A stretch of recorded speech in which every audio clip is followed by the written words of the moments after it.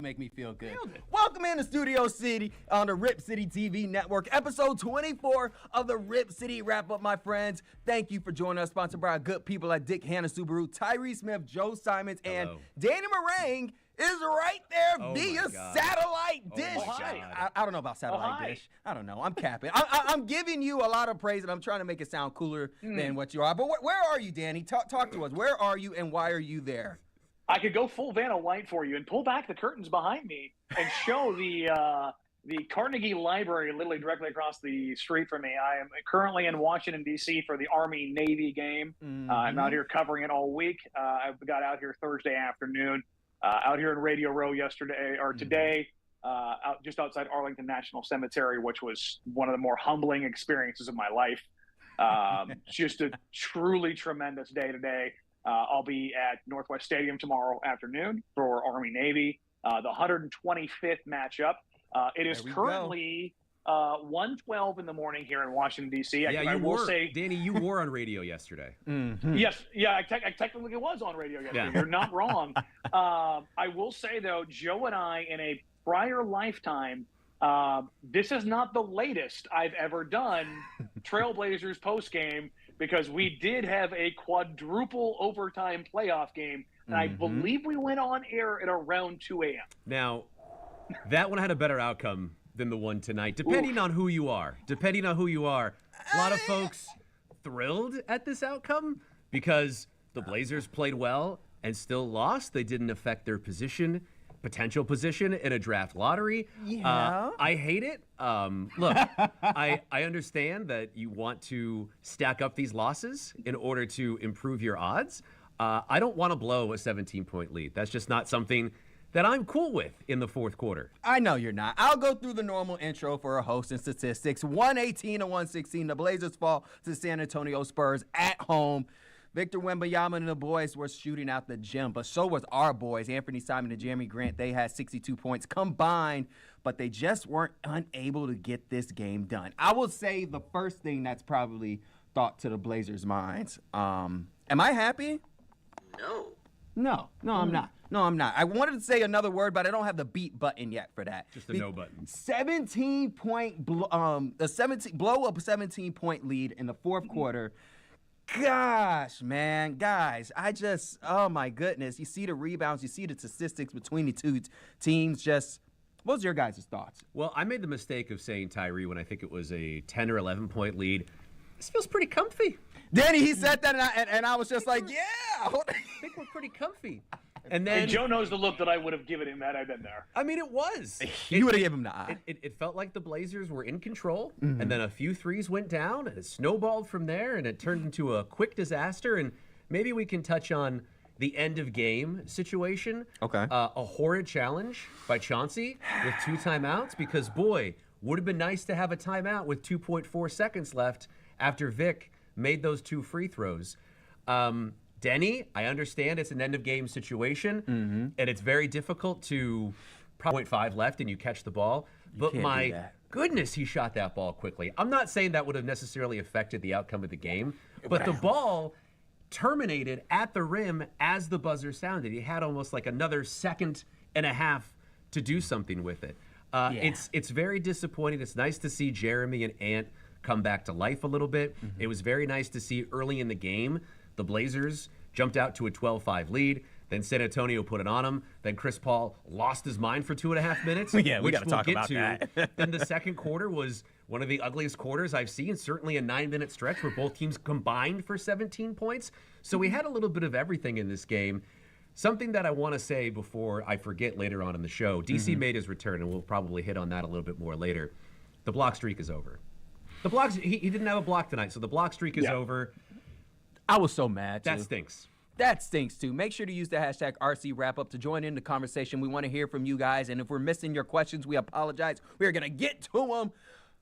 There we go. Hashtag. Love to see the social media engagement from all of you. Great Blazers community.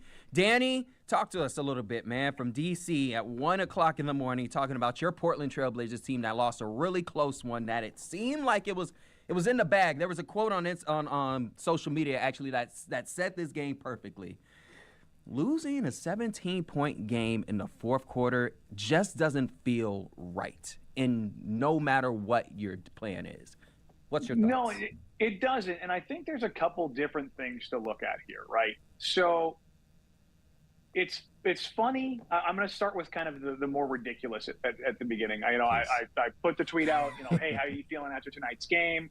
And the number of people upset about the loss and Chauncey Billups needs to be fired and coaching decisions. And like, it's very funny to juxtapose that with, I just want them to be competitive. It's like, whatever the tangible thing that doesn't happen, that's the thing people are frustrated about. That's the thing people are mad about.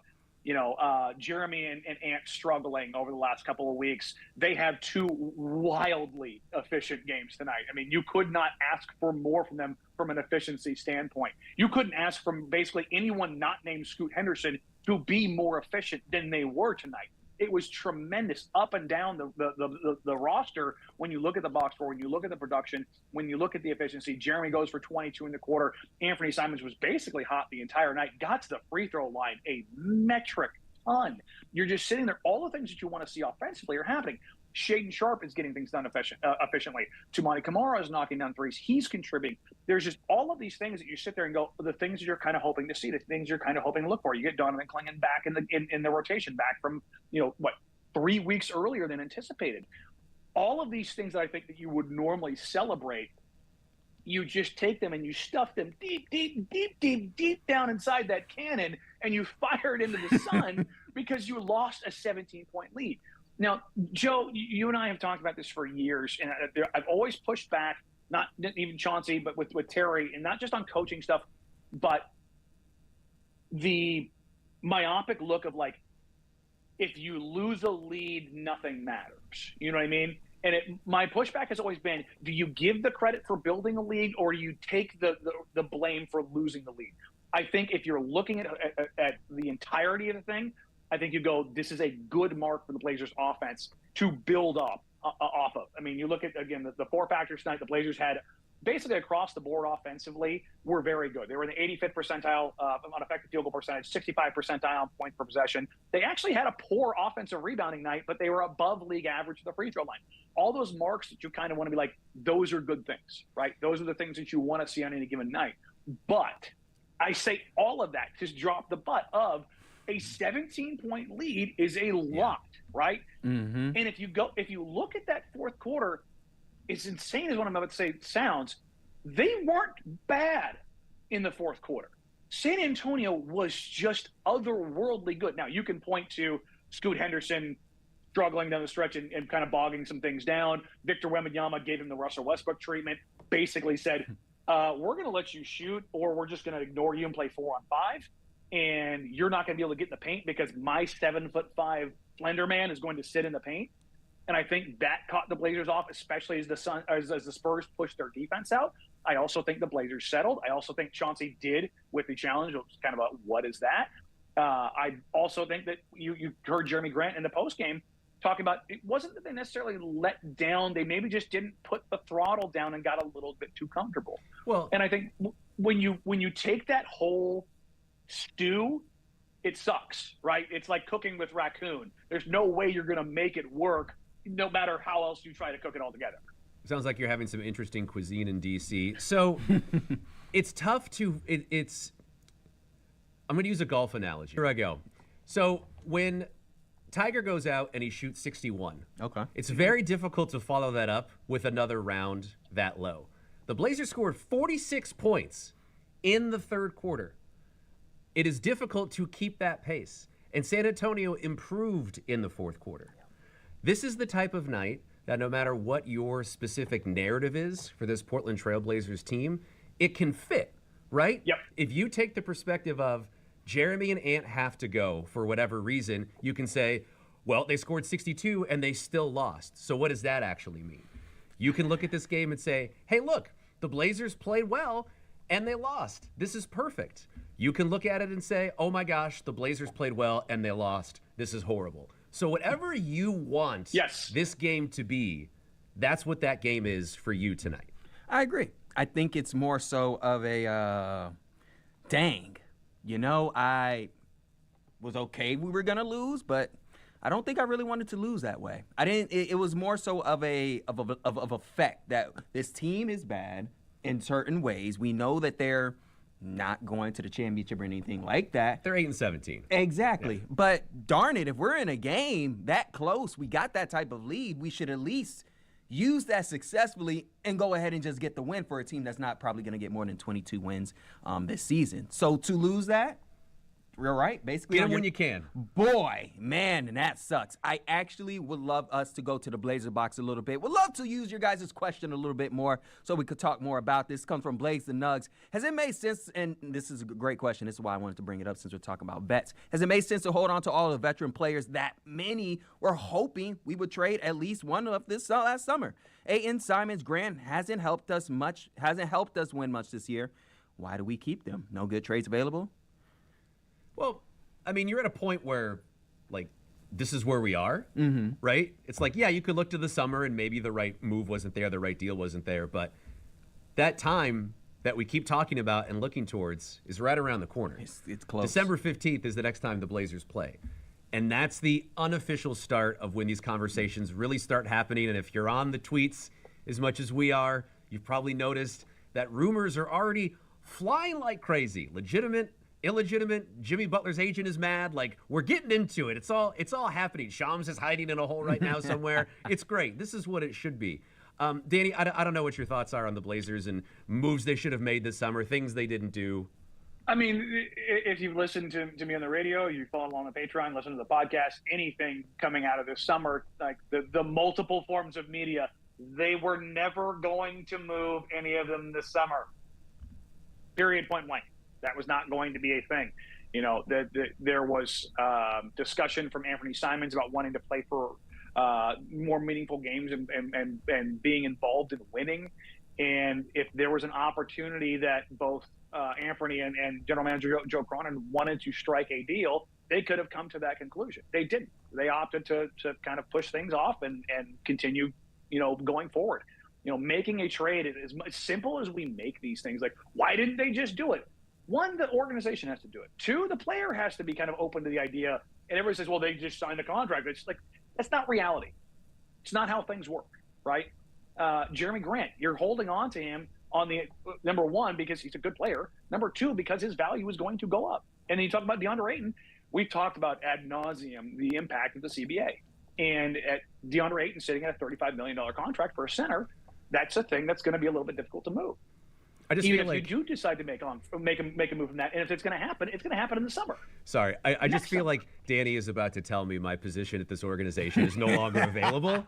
Like, it's so funny to watch you in this context, Dan. It's great, isn't it? It's hilarious. I gotta love love it. I hope they're enjoying it at home because I am tickled by this setup right now. It's fantastic. interesting. Man, And by the way, we're making technology work. But here, the whole idea of, like, why do you keep them?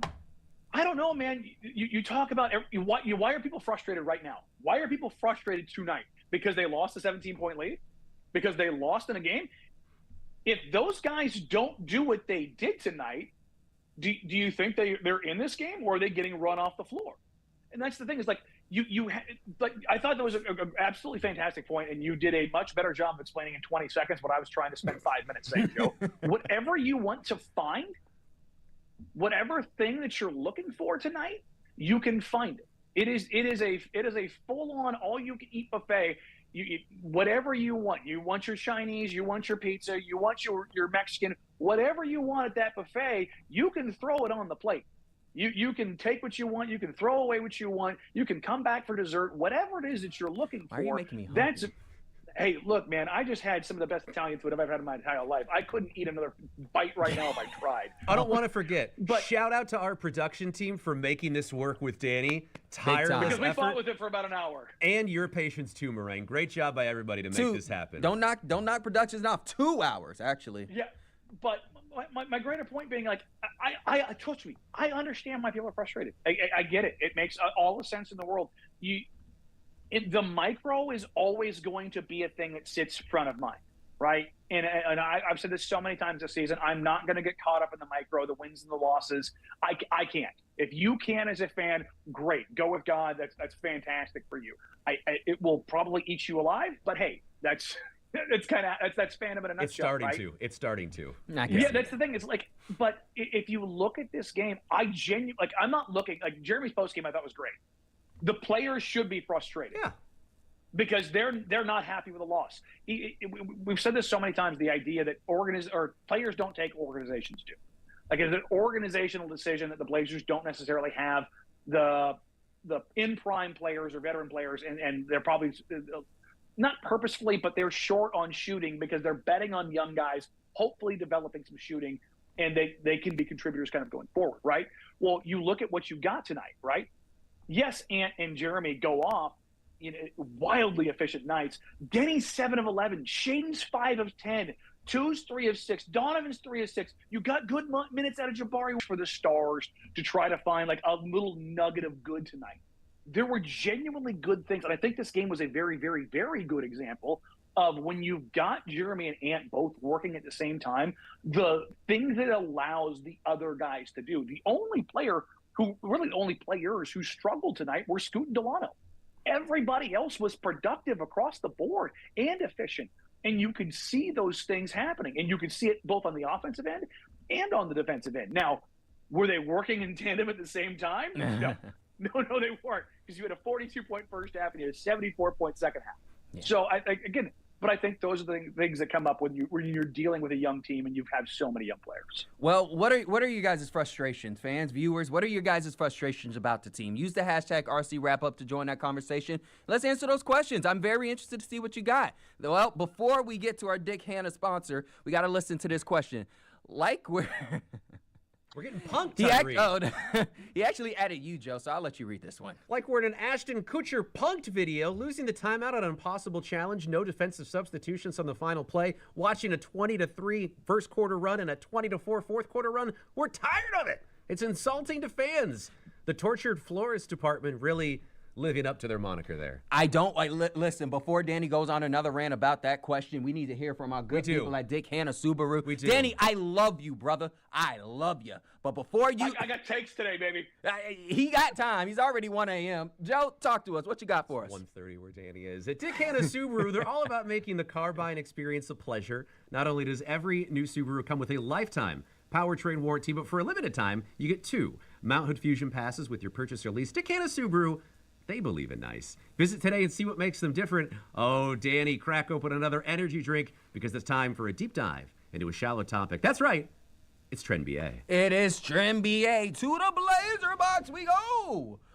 And boys, don't dare me to crack up another energy drink, because I will. I hate that I can't. I don't know if Danny's talking sometimes or not because he assume he always is talking, Tyree. That's the safest bet. All right, sounds good. This is Basketball Reference, the 2024 most viewed NBA team pages from all 50 states.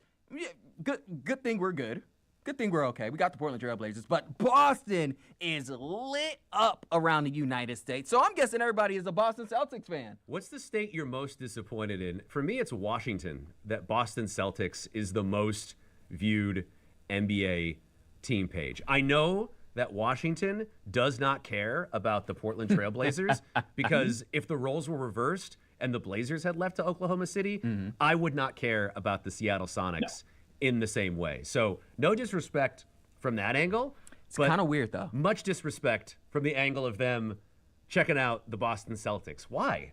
Why? I think you're burying the lead, Joe. Tell me. Pull that map back up, ladies and gentlemen. Pull that Blazer box back up. Yeah, there we go. Under Oregon are running California and not the Los Angeles Lakers. That We're right here. is more surprising than the NBA champion Boston Celtics taking over a state that doesn't currently have an NBA team in the NBA.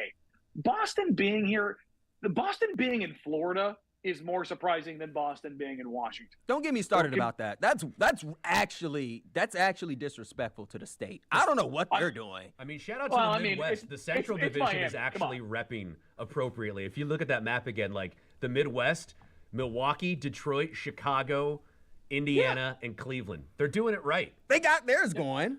They're doing it right.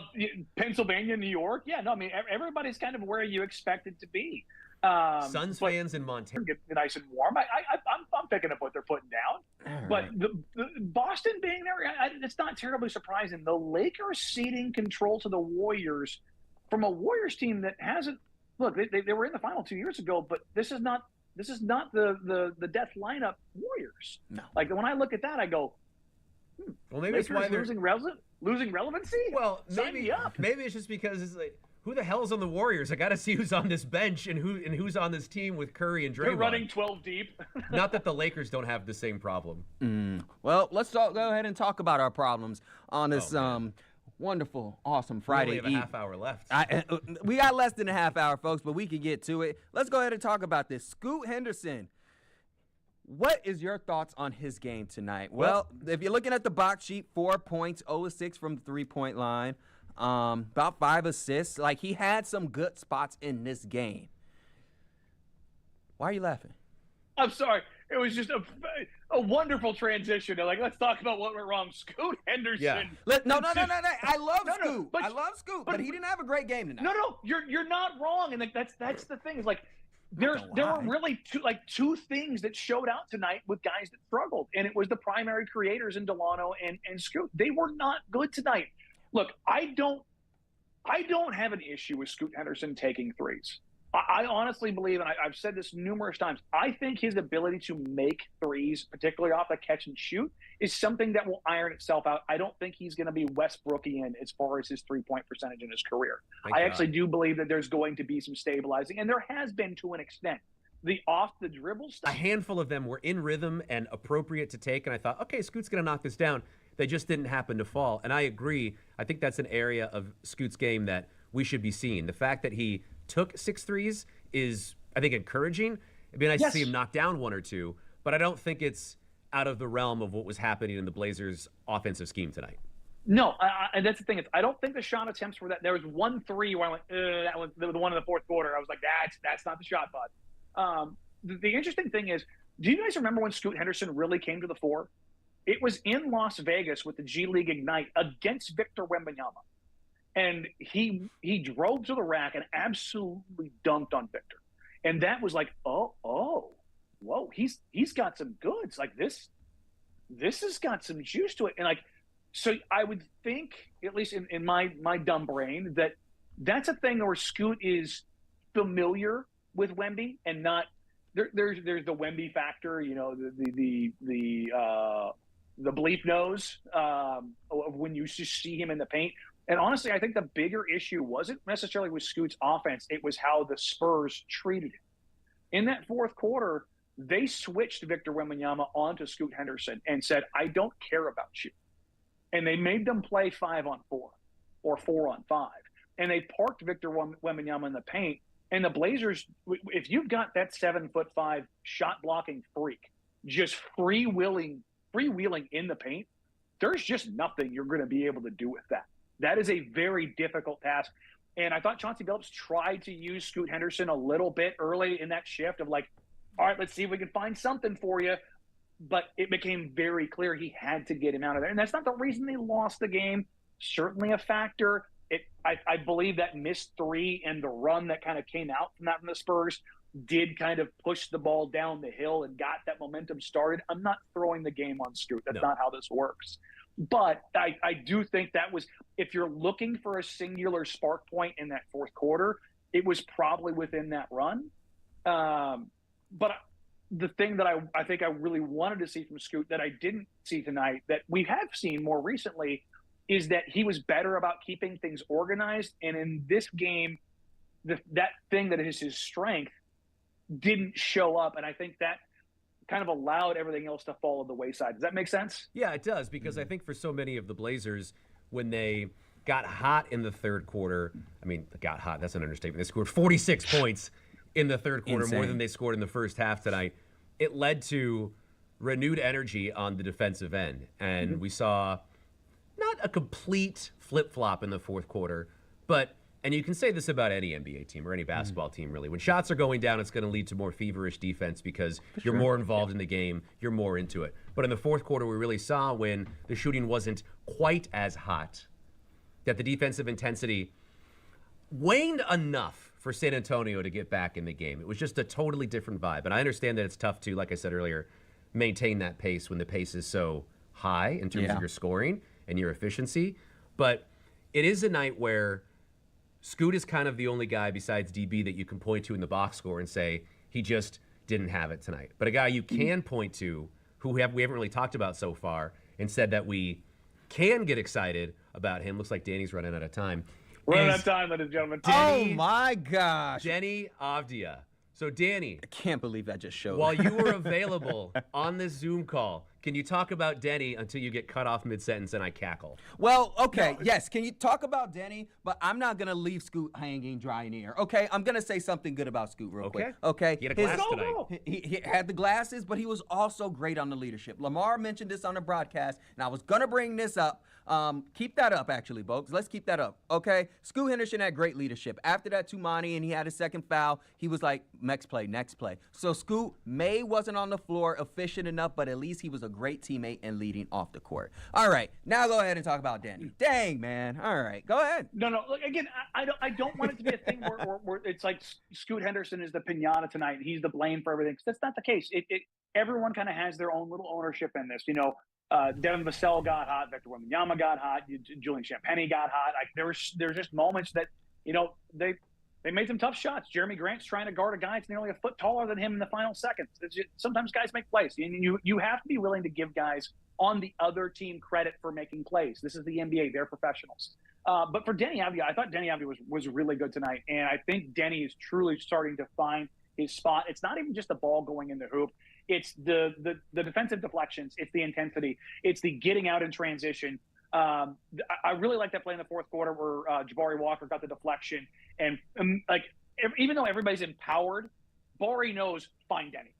Find Deni, find Deni, find Deni. Like, that's when you're looking for the guy on this team that's going to put his shoulder down, get downhill, play at 1,000 miles an hour. That was your play, Tyree. Dude. That's Tyree's play.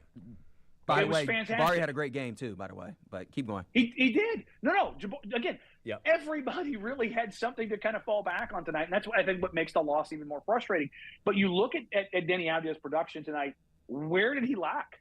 19 points, 5 rebounds, 4 assists, only 2 turnovers, had to steal. Like, he was everywhere. He's a guy defensively. Rebounds too, Dan. Mm-hmm. I mean, he was just tremendous. And you're seeing this Swiss Army knife or Israeli Army knife, whatever euphemism you want to use for this, of this guy that just does stuff, man. Like, it was very funny to me, and Joe, you know this, as I kind of rolled my eyes in the first 2 weeks of the season at Blazers fans, like, oh, they overpaid for Deni Avdija. And it's like, but we talked about that, Danny. We talked about that because the shot wasn't falling. That's the really clearest thing that you can point to in terms of how a player is performing. And if the shot's not going down, you assume, what are we doing with this guy? He was turbo. He played in Washington. And the play you were referencing, Danny, Tyree and I were laughing while you had the full screen up because that was very much a Deni play where it's one of those, no, he's out of control. Yes, great finish. Well done, Deni. Joe, Danny, I'm so serious. He was run. We already seen this. Can I go on can I do my quick little Deni thing? I can't wait. All right, folks. All right. This oh gosh. This is how Deni was always like this crazy man with this energy. I was just all season to begin with the Blazers. Let me back the mic up. I don't want to blow y'all out real quick. Our audio, whatever. But point is that every game when we saw Deni, before he started to really come into his own, he was going crazy. And fans and us sometimes too were like, whoa, slow down. You don't got to do all that. But Deni's been able to find a way to use that turbo to his advantage at least. And tonight was a great example because no one was going to stop him. And when he had that transition where I looked and I'm like, Deni, bring it back. But then he got the shot. I was like, oh, no, that's good, Deni. He's developing. He's finding ways to actually go turbo to where it will be efficient and a shot will go in. The shots have been going in a lot for Deni lately. So his craziness, his kind of Russell Westbrook type of energy, I kind of want to run through a brick wall for Deni, with Deni, next to Deni. This is who he is. Yes. This is who he is. Initiating contact with 2 guys in the paint and being able to finish. It's almost at like the bucket. Bill Belichick coached up somebody, and now Deni is just about. Bill Belichick at UNC is still kind of crazy. But here's the funny thing: if you think about it, Deni is quite literally bigger than Rob Gronkowski. He is like he. If you want a comparison, that's the closest crossover sport because Gronk's 6'7", 6'8". Deni is 6'9", 240 plus. Like that's the kind of dude you're talking about who is just booking it down floor, playing with that intensity, playing with that physicality, and it is infectious. Those are the things that really start to show up. And again, I don't want to bang the drum in a game the Blazers lost and they failed to execute down the stretch. But this is not a digging for nuggets of gold in a game where you're just like, not much. There was legitimately good things that come out of this game tonight. And I think when you talk about Jeremy, when you talk about Ant, when you talk about Deni, Shaden, Tumani, you just go down the list. There's so many things. There's so many strings you can pull on. And I understand how frustrating that makes the loss feel.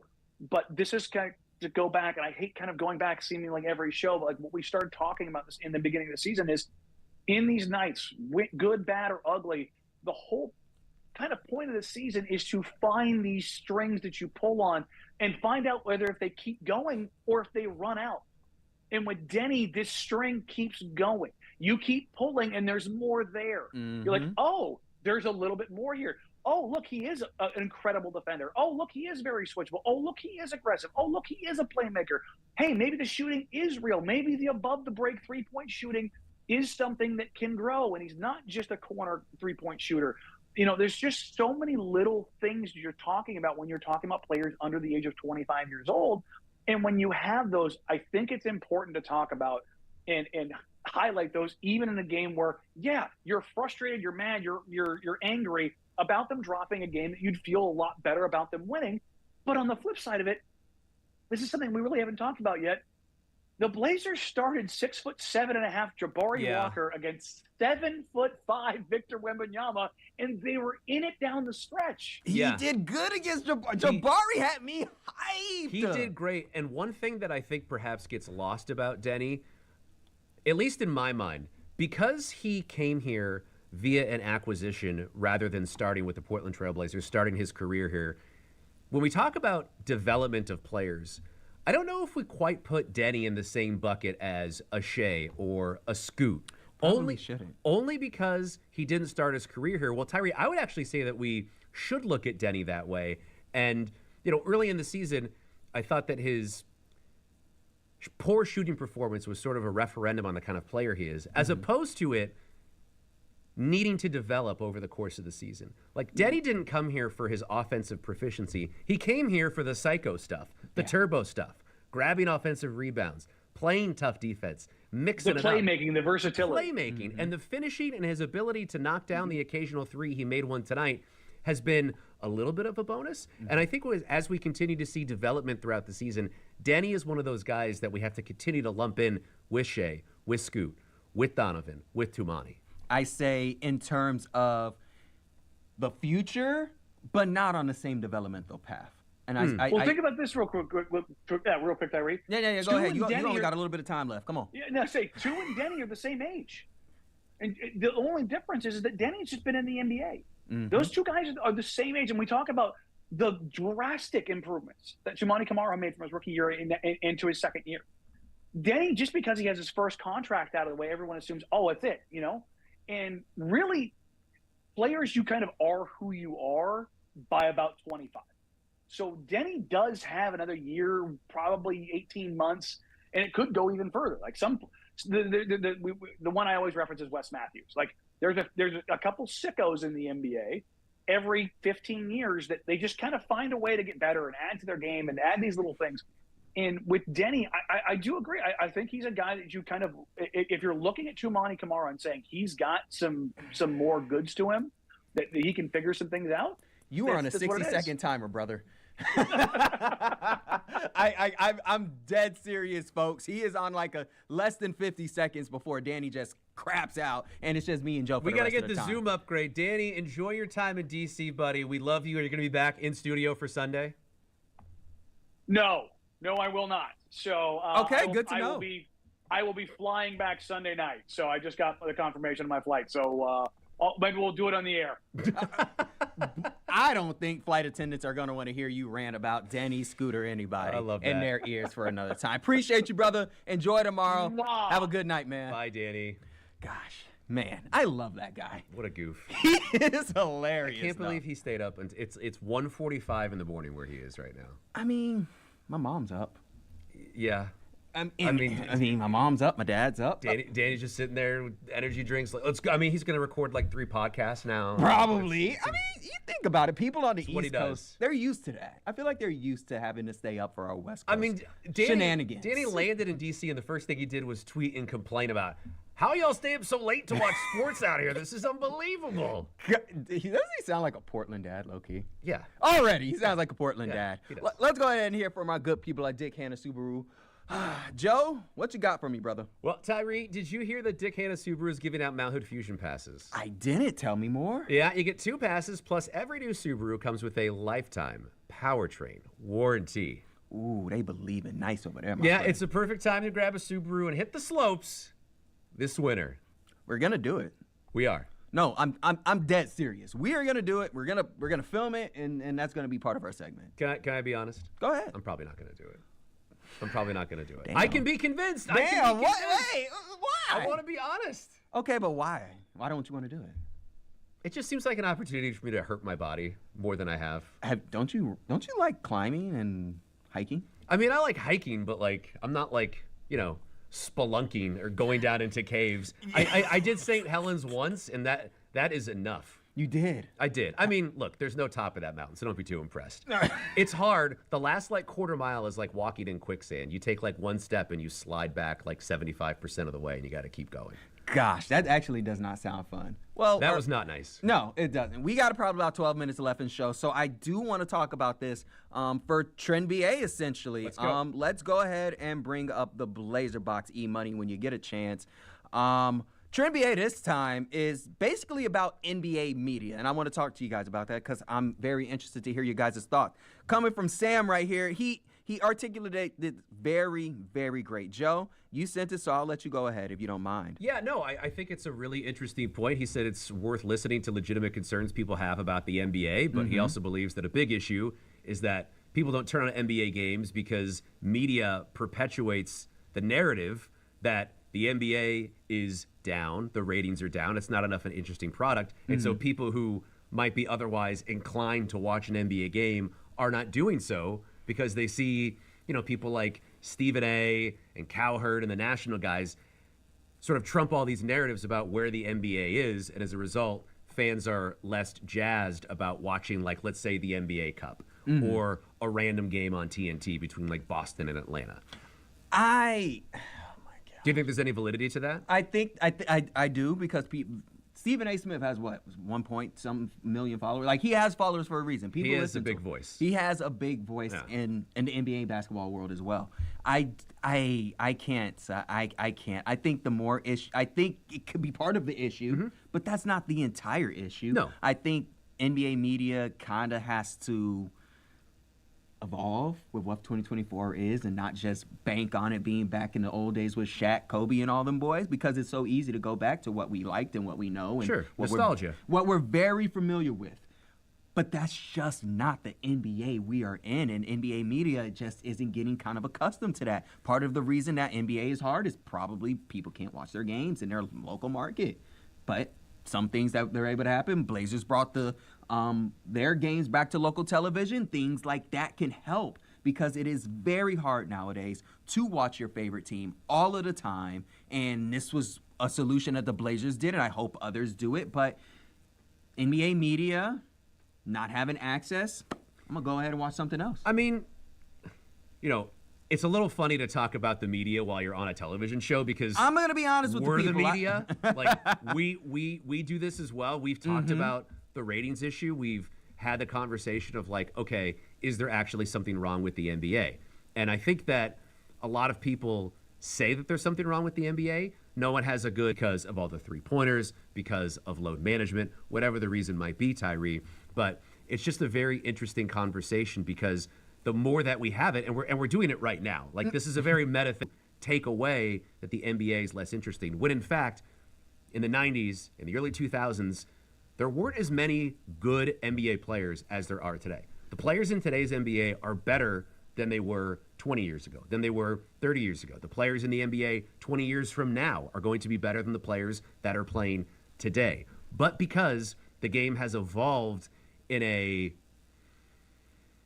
less interesting way for a lot of people, because it is a lot of three-pointers, it's easy to point to that and say that's the reason why the NBA is either failing or not as popular from a ratings perspective. I think it's a little bit of a straw man argument, and the more that we have it, the more we're perpetuating this narrative, which, again, we're doing right now. No, right. But it's a conversation that's happening. It's so a conversation. It's important for us to touch on it. I agree. And I love to be honest with viewers. I love to be transparent as possible. I mean, the NBA has other issues besides that. All right. We can go ahead and talk about the NBA media being part of that issue, us, and how we continue to have these conversations. But we know the product is not as strong. And in certain ways, we're going to be losing those big guys time soon. LeBron James, Stephen Curry, KD. Yeah, that's a huge part of it, Tyree. And that's a big time part because of what they were able to do.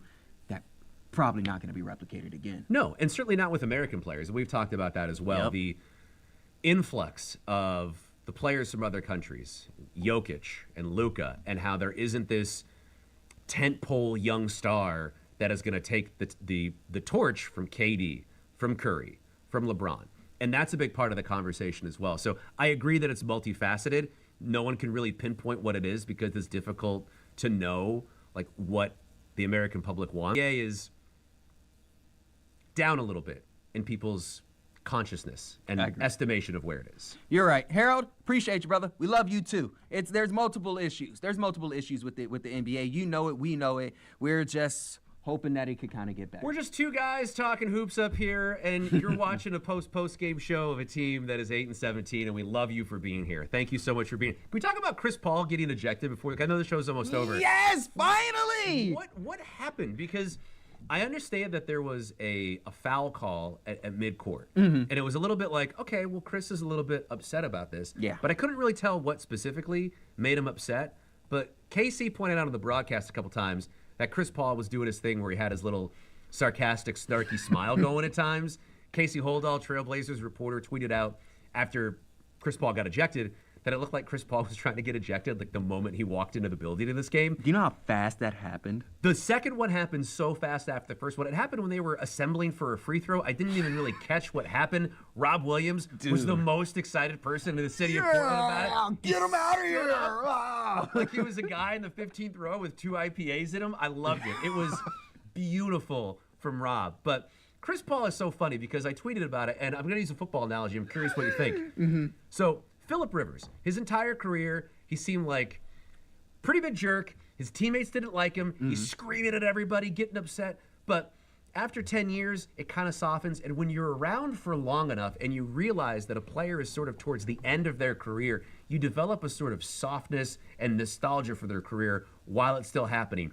That happened a little bit with me with Phil Rivers. It's happening a lot with me with Chris Paul. Like, I've always not liked him as an NBA player. And I'm not saying that I like him a lot, but I definitely softened towards him because he is nearing the end of his career. And I find that to be a really interesting dynamic. And it's just so funny that he is on a team that after this, and he's like just as mad today as he was like 16 years ago when he first got in the NBA. I love it so much. It's hilarious to me. Dude, he's an NBA, he's like a dad, an NBA dad. I told you, remember the analogy? I gave him an analogy, actually, when Chris, dang, we only got 2 minutes left of the show. Thanks for letting me know, E-Money. This was a short show. I told you I'm sure very transparent with you folks. So I'm going to get to this. Yeah. It was really funny because he left the court and it felt like the kids just got to play. Yeah.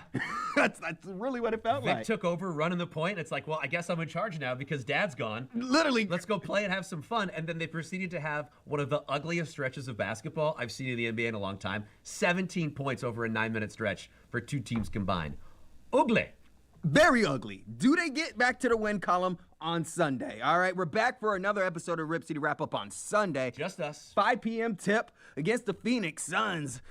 What's your thoughts? How did they come out with that victory? I mean, Kevin Durant's not going to play. Yeah. So they're going to have much better odds than if he was going to play. Look, this is a team that has lost 5 straight games. They haven't won this month. So I hope they win. It'd be nice for them to get a win, but I wouldn't expect too much. No, I think it's more so of we'll see what Donovan looks like. Get a little more minutes out there. Get a new block streak going. There you go. Get Turbo to go crazy, and then honestly, you kind of just put the guys in position and see what you can get out of it against a Phoenix Sun team that's competing for a championship. Blazers aren't doing that. They're competing to see what they got, who they can trade away, the pieces, the value. Yeah. And it's more so of just let's have this game and let's get right back home, because then they're back home that Thursday against the Denver Nuggets. Thank you guys for tuning in us. We appreciate you so much. I hope you're having a great holiday. We'll see you back here on Sunday for Rip City Wrap Up, episode 25. Have a good night, folks.